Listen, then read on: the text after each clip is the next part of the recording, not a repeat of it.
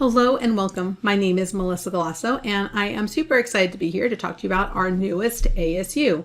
So the FASB has issued ASU 2022-03.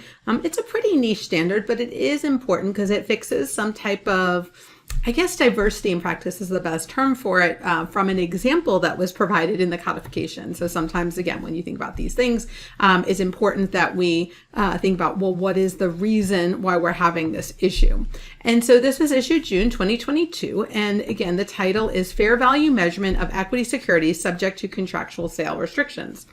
So what are we looking at here? So when we think about contractual sale restrictions, there's a lot of guidance around what can and cannot be included in the decision related to fair value.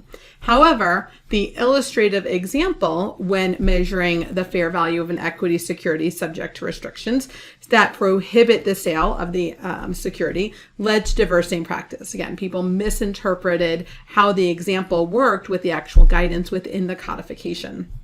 And so this was an area where we had to spend a little bit more time. And so what are the big areas of focus here? Well, the first one, it clarifies the guidance when measuring the fair value of an equity security is subject to contractual restrictions. It also amends the related example and provides some new disclosures. So what do we mean by the update here? Well, it clarifies that a contractual restriction on the sale of an equity security is not considered to be part of the unit of the account of the equity security. It's really about the holder, right? So the agreement and the relationship there. So therefore, it would not be considered in measuring the fair value of the security because it's not part of the unit of measure. And so if it's not part of the unit of account, it cannot be considered. And again, it clarifies even further that you cannot, as a separate unit of account, recognize and measure the contractual sale restriction. So you basically can't bifurcate it. So examples of this would be where you have something like a lockup agreement or a market standoff agreement, or just any provision within a shareholders agreement with certain shareholders to not sell a particular set of shares, even though those shares are eligible for sale on either a national security exchange or an over-the-counter market. So basically, the person issuing it, the entity issuing it, and the third party agree that they cannot sell them, even though they were otherwise eligible for sale. This is different than, say, it's a share that's not on a market, right? So where there is no market for it, there is not a publicly traded market.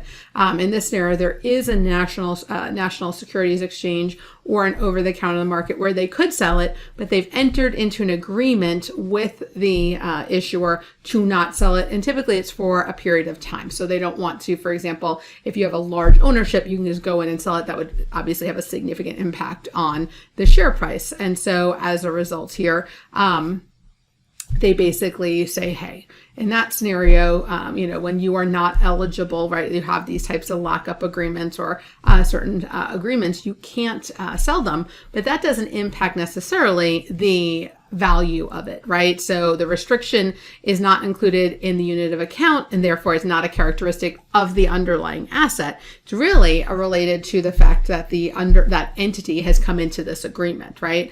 And so in that scenario, the equity security is subject to contractual sale is identical to an entity's equity security that's not subject, right? So they have the same value. It's just that this party can't sell it because of the agreement.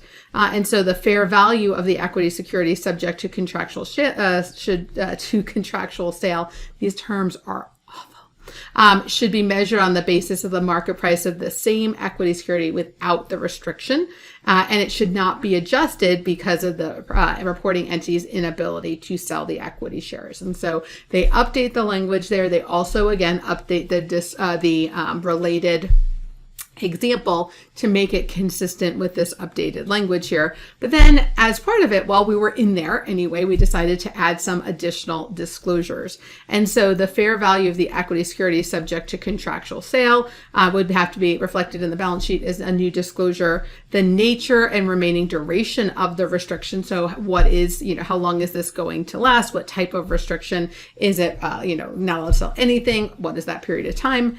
And the circumstances that could cause cause a lapse in the restriction. So is there anything that we've agreed to that maybe if, some type of merger happens or something happens, that the restriction would therefore be lifted? In that scenario, you would have to describe them. So we're providing a little bit more guidance about the restrictions because, again, we're not impacting the fair value, but in this scenario, we're going to provide the users with a disclosure. And so this way they understand the nature of the restriction and then the fair value here. And so in terms of the effective date is for public business entities for fiscal years beginning after December 15, 2023. So that would be calendar 24. And for everyone else that has this, again, these are the private entities. It's for fiscal years being after December 15, 2024, which would be calendar 25. So we have a little bit of a runway in issuance here. Again, we've already gone through 6 months of the year and the FASB's only issued three ASUs. We've got a lot going on. They've done their invitation to comment. They've done a bunch of other items related to the agenda, but they've given us a little bit more of a runway here in terms of what we can consider. And so early adoption is permitted for both interim and annual financial statements that not have been issued or made available to be issued as part of the implementation of this. Again, so if you have a financial statement open, you can early adopt this going forward as you would need to, especially for those entities who have it.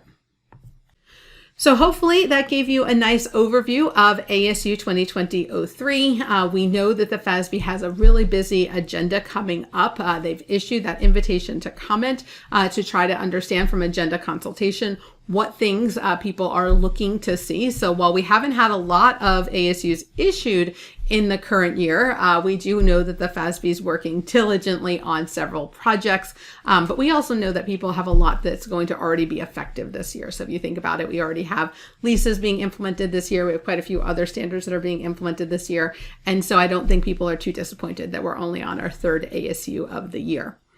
All right, with that, I want to thank you guys so much for joining me. Hope to see you on a future Nano Learning. Have a wonderful rest of your day. Thank you. Bye-bye.